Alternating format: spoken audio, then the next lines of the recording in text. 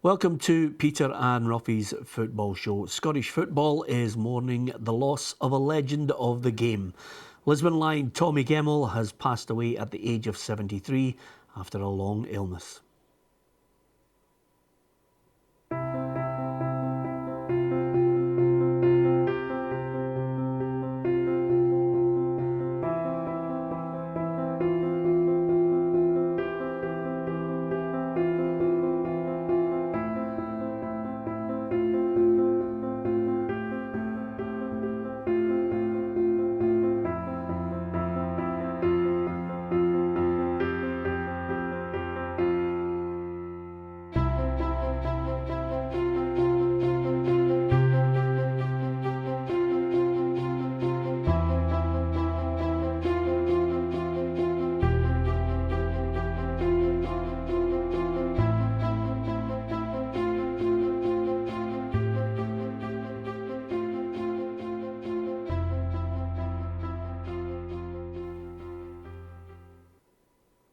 It's been a difficult week for everyone connected with Celtic. Alan Ruff is alongside me, Peter Martin. Our bookroom guest is former Celtic winger Joe Miller.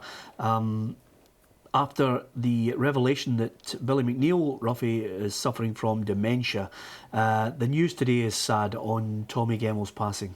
Yeah, it certainly is. Again, the word legend is going to be used here, and quite rightly so. You could sit here all day and talk about Tommy.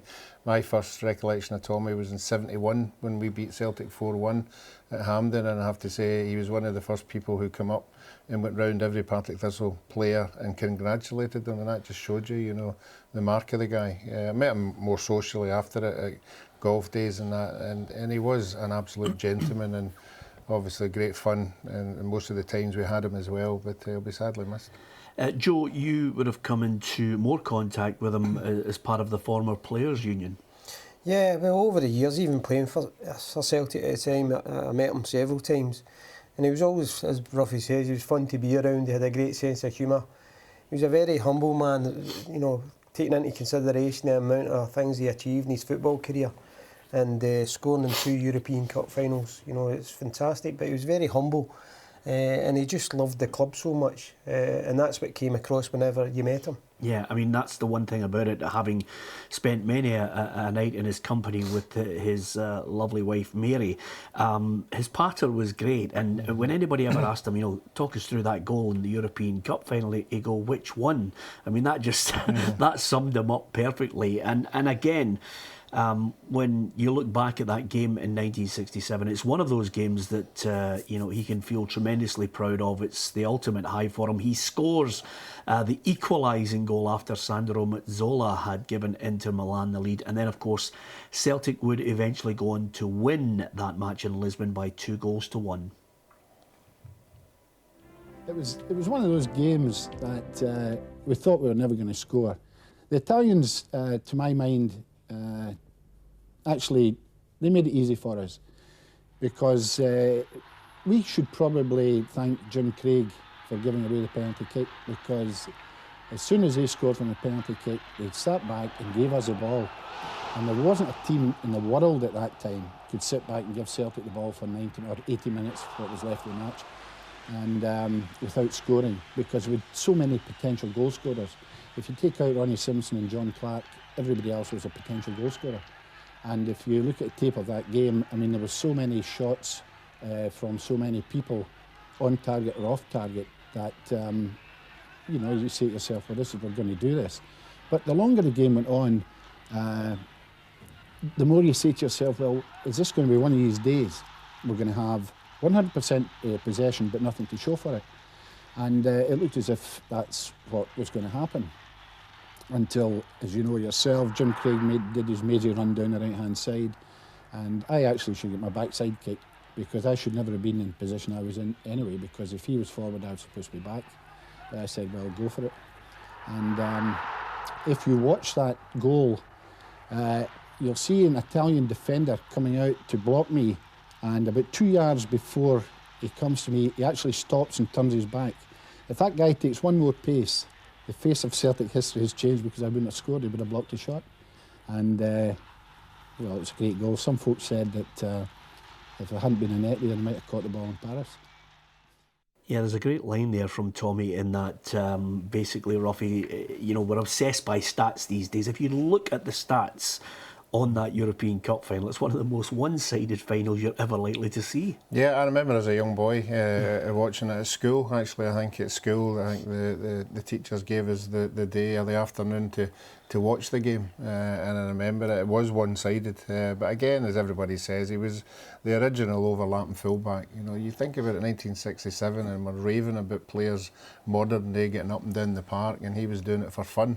Not only doing it for fun, but scoring goals as well, and really, really good goals. So, yep, he was way ahead of his time. Yep, absolutely. And, that other line, Joe, that 9 of the team were goal scorers. I don't think John Clark would mind that because he stopped more than his fair share, and Ronnie Simpson. No, that shows you what type of man he is. I mean, he speaks about the team and the collectiveness and the team spirit that they had at that time. And whenever you met him, that's all he spoke about. He spoke about the fans. He just loved the club.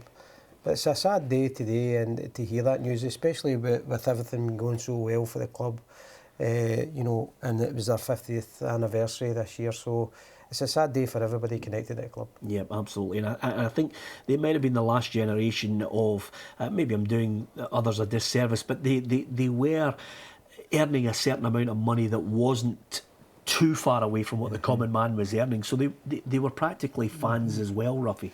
No, but I appreciate, I'm saying, I put myself in that bracket and players in my era as well. Money wasn't important. Money, although if you got it, it was great to get it, but just being able to play, in Tommy's case for Celtic and playing European finals and be all over the world and seeing every country and that's what you enjoyed. The money was secondary.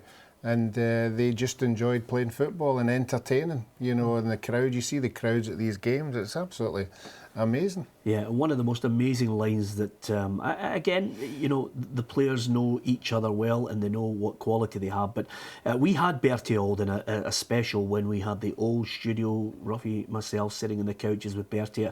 I've never laughed so much in one show in all my life. But he did point out that he thought that the Lisbon Lions had 3 world-class players. I thought at that time we had 3 world-class players. Jinky, without fear, he was the entertainer. He was the one that put bums in seats and got them off his seats because he was that good. Bobby Murdoch had everything in his locker. He was a leader and somebody to look up. The professionals looked up to him. The rest of the players looked up to him. And Tommy Gemmell, what about him?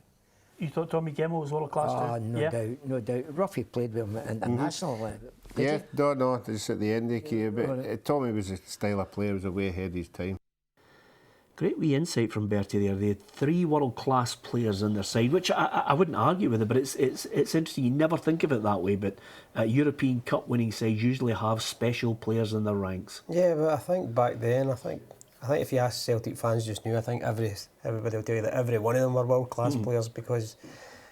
But as Bertie said there, that's, there's special people in the team that can produce something, and he's right what he said there about Jinky and Bobby Murdoch. They were highly regarded by everybody. But Tommy Gemmell, as I said, humble man and didn't brag about what his achievements were whenever you're in his company. But what a player, and for him to get tagged as the modern day overlapping fullback, back then, it says a lot for the guy. Yeah, absolutely. One of the former Celtic players was speaking today ahead of, obviously, the weekend for Motherwell. Steve McManus was talking about the loss of Tommy Gemmell to Celtic.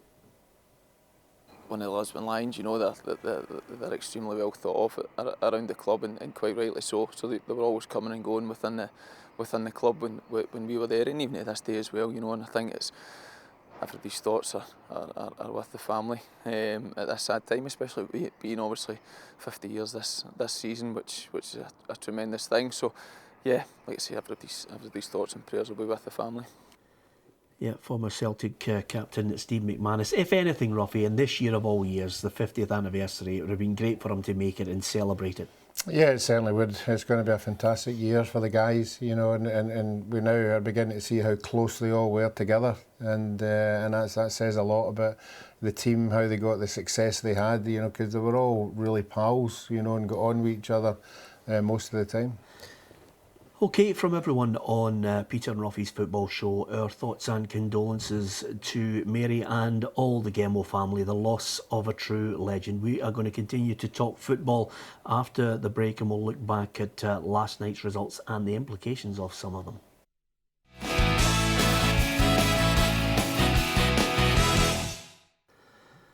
Welcome back to Peter and Ruffy's Football Show. Alan Ruff is alongside me, Peter Martin. Our bookroom guest is Joe Miller. Let's look at some of the results from last night. There was a few shocks in there, Ruffy. Let's look at Rangers. Left it very late. Emerson Hyndman eventually getting the winner on the 3-2 win over St Johnstone. The Hearts slipping up again against Ross County. Celtic emphatic with a 4-0 win up in Inverness, and a big win for Partick Thistle. Let's talk about Rangers first of all. Left it late but got the job done. Yeah, I think the boy Hyndman looks a good player, a good one for the future. Unfortunately not for Rangers' future, but he will be really. I think he dominated the game. I think he looked really good in everything he did. But again, it was for everybody to see. You'll get chances, you know, and St Johnstone will be kicking themselves that they never took their chances. And again, that seems to be Rangers' season. But they've got a wee rub of the green, and I think everybody at the club will accept that. It might give them a wee bit of time now to name the next manager, because I said yesterday, I think wins, you know, give you a bit of breathing space, and although it was a late one, I think they'll take a wee bit more time. Yeah, and with that in mind, Joe, the talk is that they're looking at the Portuguese coach Pedro Caixinha. You know him?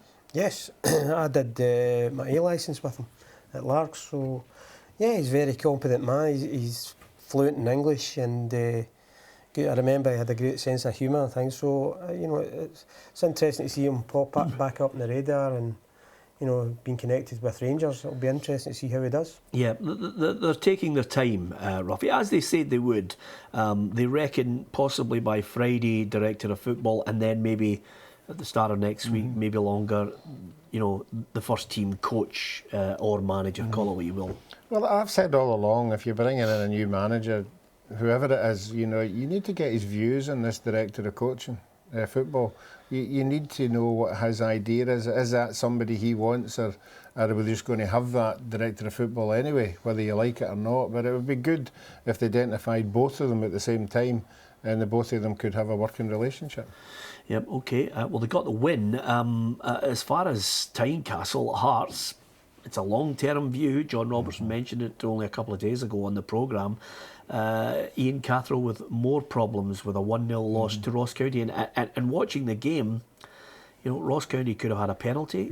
They could have had a couple of more goals as well. Hearts threatened, but maybe not as much as you would expect at home.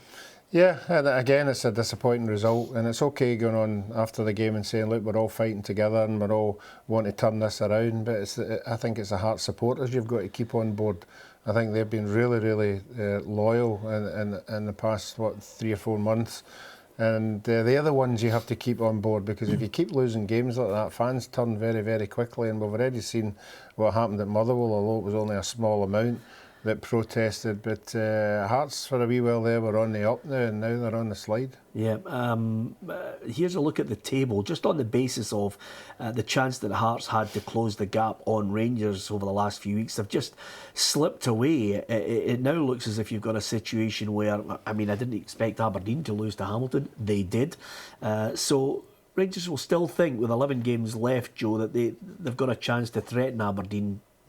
I would say, even for just looking at the table, if the season's to finish, I think the teams that are sitting there just now should be happy with their season, to be honest with you, particularly Rangers, because I don't think they've had the spending power that they thought they would have, and they've worked away to get into that position. I think overall, most of the teams have been inconsistent. There hasn't been a consistent run, and when they have been inconsistent, they've just really, you know, like the Rangers result getting beat with Hearts. Hearts turned their corner there, you thought, by putting 4 past them, but you know, then they get beat last night a couple of weeks later. So there's no consistency to any of the clubs round about those positions in the, third, fourth and fifth. It's been pretty inconsistent as far as that's concerned. Yeah, and I think from the Jags' point of view, who cares who scores the goal, albeit it was an own goal, Ruffy, but I thought that was a really significant result for Partick Thistle against Dundee. Yeah, I think the most important thing is another shutout. I think that's 8 out of 9. That's fantastic. Any team, has that defensive record, the confidence grows that you're not going to lose a goal, and certainly obviously going up to Aberdeen at the weekend will be a tough one, but going up there knowing you're not losing goals is a good thing. Yep, absolutely. A big win there for Alan Archibald. Had a wee chat with him watching the Hamilton-Aberdeen game as well, which was certainly a surprise over the results of this week. Looking at the other matches in the Championship especially, didn't see that one coming, Joe. St Mirren, suddenly that Championship, I don't know about you, but I can hear the Great Escape theme kicking in again for St Mirren. No, they're the sort of team that do that, but I thought it was going to be Hibs.